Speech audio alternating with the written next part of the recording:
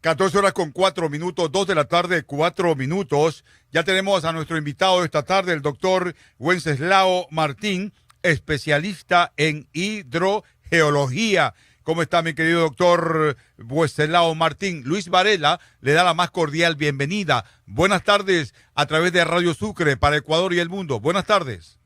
Buenas tardes, encantado de estar con vosotros y con vosotras.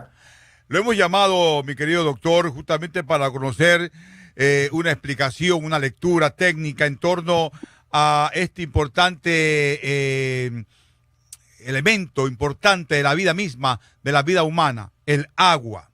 El agua invisible de Ecuador. ¿Por qué las aguas subterráneas son clave para el futuro del país? Yo no diría del país, sino del planeta, mi querido doctor. Muy bien, pues la respuesta es muy clara. A nivel planetario, las aguas subterráneas representan más de 100 veces el volumen de agua superficial que encontramos en ríos y en lagos. Lo que ocurre es que es un agua invisible, un agua que no vemos, un agua que es invisible incluso políticamente, porque es un agua que no se ve, que no genera grandes obras, porque no se construye empresas, se obtiene con pequeñas perforaciones. Y es un agua que hoy en día es la garantía de la seguridad hídrica, porque el agua subterránea es un agua que se recarga lentamente, que varía lentamente y que por lo tanto es lo mejor para amortiguar los periodos de sequía. El volumen de agua subterránea es mucho más grande del que nos pudiera parecer, porque precisamente no la vemos. Y en el caso de Ecuador es paradójico porque aunque si miramos las cifras globales, Ecuador tiene una lluvia y unas precipitaciones del orden de 2.000 milímetros al año, podríamos pensar que con las aguas superficiales es más que suficiente, pero es un error porque ese volumen nos lleva un poco a engaño en el sentido de que en el Ecuador el agua es muy variable. Estamos hablando de un número medio para todo el país, pero hay zonas con muy poco volumen de agua y hay otras con mucho, con demasía. Y al mismo tiempo hay una gran variabilidad, no solo también tampoco temporal, sino también espacial. Por lo tanto, hay muchísimos, si nos miramos en el detalle, hay muchas zonas rurales donde dependen exclusivamente del agua subterránea. Y luego, por otro lado, hay grandes volúmenes de agua superficial que no están en condiciones de calidad. Por lo tanto, el agua subterránea está ahí para poder amortiguar esos problemas. El agua subterránea tiene grandes ventajas, doctor, frente al agua superficial. ¿Cuáles serían estas? Pues fundamentalmente ese agua que no se ve tiene una ventaja primordial y es que ese agua no está sujeta a los procesos de evaporación, como por ejemplo ocurre con el agua de los lagos, de los embalses. El agua subterránea no se pierde por evaporación. También es verdad que está más protegida frente a la contaminación, porque todo el terreno que hay por encima de esa agua subterránea hasta llegar a la superficie del terreno actúa como un filtro natural. Y eso impide que cuando entre un contaminante, ese contaminante llegue al agua subterránea. Y luego en los periodos de sequía, por el hecho de que el agua subterránea que está rellenando los acuíferos, que son las formaciones geológicas que almacenan ese agua y que permiten que se mueva, se vacían lentamente, no tan rápidamente como ocurre con un río, con una presa. ¿Eso qué ventaja tiene? Pues imaginemos un periodo de sequía. Podríamos estar utilizando agua subterránea durante un periodo largo porque precisamente se va vaciando lentamente. Y eso es lo que hoy en día llaman un mecanismo de adaptación al cambio climático. Por tanto, hay que proteger esos volúmenes de agua tan grandes que hay en Ecuador, que vienen a representar el 20% aproximadamente de los recursos totales, pero que aunque pudiera parecer que es poco, sin embargo, son verdaderamente la garantía de la seguridad hídrica. Doctor, pero también el agua subterránea tiene y enfrenta riesgos importantes como cuáles. Hombre, no hay nada que está exento de riesgo. ¿Por qué? Pues porque el agua subterránea, si no se estudia, si no se conoce, corremos el riesgo también de contaminarla. El agua subterránea es más resistente a la contaminación que la superficial, pero también hay que reconocer que una vez que está contaminada es costosísima la descontaminación. Por lo tanto, aquí se aplica la tradicional máxima de que más vale prevenir que curar, porque curar cuesta realmente caro. Otro de los riesgos es especialmente en el agua subterránea que se encuentra en los acuíferos costeros, en las zonas de costa, donde el agua del mar está cerca. El bombeo indiscriminado de agua subterránea puede provocar el avance del mar bajo el subsuelo y por lo tanto eso es un fenómeno que se llama intrusión marina. Y es un riesgo también bastante elevado. Incluso en algunos acuíferos ya muy grandes de tipo detrítico, es decir, que están formados por arena y grava, cuando tienen un espesor muy grande y se sobreexplotan, puede haber fenómenos de subducción, es decir, de hundimiento del terreno. Esto se ha visto en el Valle de San Joaquín, en California, también se ha visto en México, se ha visto en Murcia, en España, pero siempre responde a procesos de sobreexplotación. En resumidas cuentas, el principal problema del agua subterránea es el desconocimiento. Si se conocen bien cómo funcionan, cómo se mueven, cómo se recargan, evidentemente no tendríamos por qué llegar a esos problemas. Podemos graficar también como cuando se sucede en una desgracia, un derrame petrolero en el océano, prácticamente mata todo lo que es la vida, mi querido doctor. Pero hay una pregunta, doctor, 14 horas con 10 minutos, 2 de la tarde con 10 minutos. Estamos dialogando con el doctor Wenceslao Martín, especialista en hidrogeología. Doctor, estos cambios climáticos, cambios constantes que se ven en el planeta, en el mundo, climas, inundaciones, lluvias, ¿de qué manera pueden afectar también este recurso hídrico subterráneo, no solamente en Ecuador, sino en el planeta? El agua subterránea, pues, es un elemento más del ciclo hidrológico que, obviamente, ante cambios en el clima, tiene una respuesta. Eso es obvio. ¿Cuál es fundamentalmente? Pues depende del planeta, porque el cambio climático afecta de forma desigual a distintas partes del planeta. El caso más común, si se produce un descenso en la lluvia, evidentemente la lluvia es el elemento que recarga de forma natural los acuíferos. El acuífero, en caso de cambio climático y que provoquen un descenso de lluvia, sufrirán un llenado más lento, es decir, también sufrirán los efectos, van a recargarse bastante menos.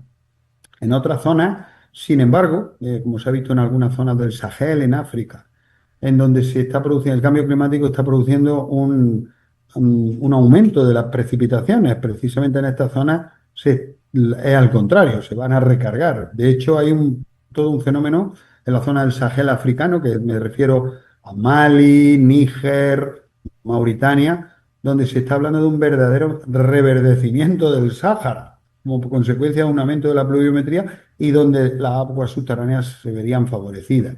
Pero en general, lógicamente, el cambio climático genera efectos negativos y, por lo tanto, también en el caso del agua subterránea lo que va a provocar es una disminución del recurso. 14 horas con 12 minutos, 2 de la tarde con 12 minutos. Doctor, hay un proyecto internacional en Gotas de Vida, una gestión integral del agua para el suministro y abastecimiento en el Cantón Quevedo. ¿Cómo está este tema?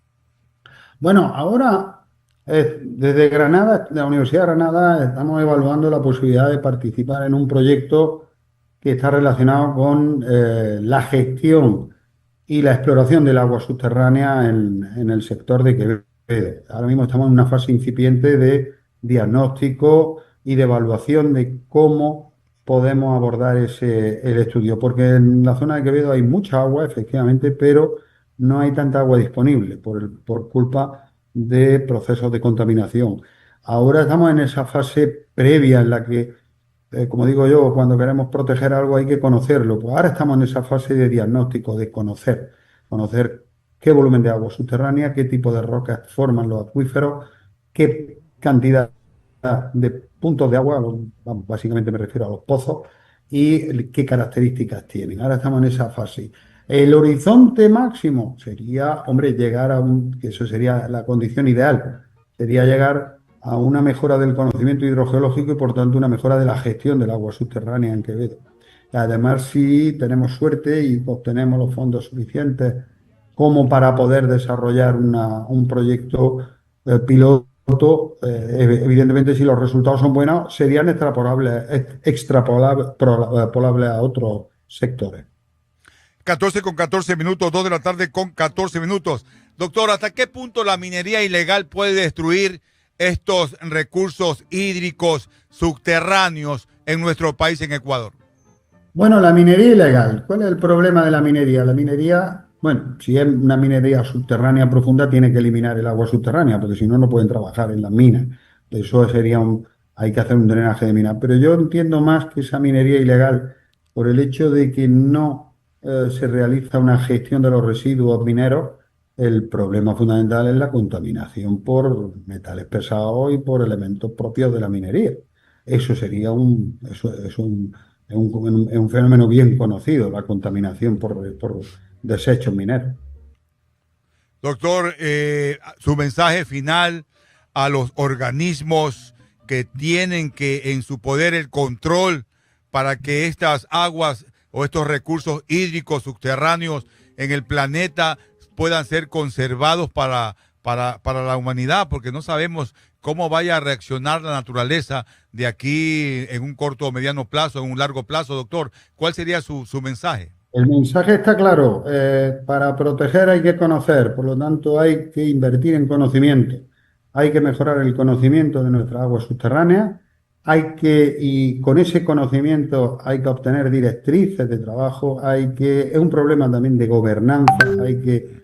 Yo pediría a la clase política un pacto por el agua en el sentido de que todos sean conscientes de la necesidad del cuidado del estudio, monitorización del agua subterránea. No hay datos que permitan hacer diagnósticos fiables.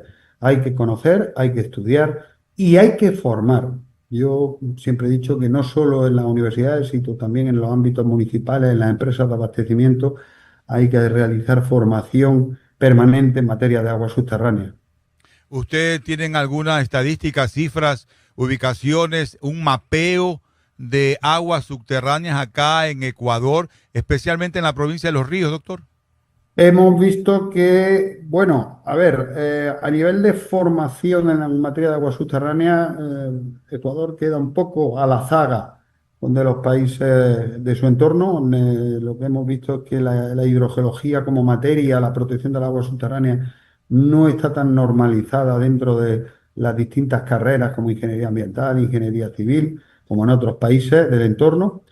Pero lo que sí hemos visto en el ámbito de la investigación científica, desde el año 2000 hasta el 2022, lo que se ha producido un incremento del número de publicaciones en materia de agua subterránea, un poco lento al principio, pero realmente a partir de 2008 y muy especialmente en los 4 o 5 últimos años, se ha disparado el número de publicaciones. ¿Qué quiere decir? Que aparte también los organismos han realizado ahí ya disponemos de varios mapas hidrogeológicos de Ecuador. ¿Eso qué quiere decir? Que Ecuador no parte de cero.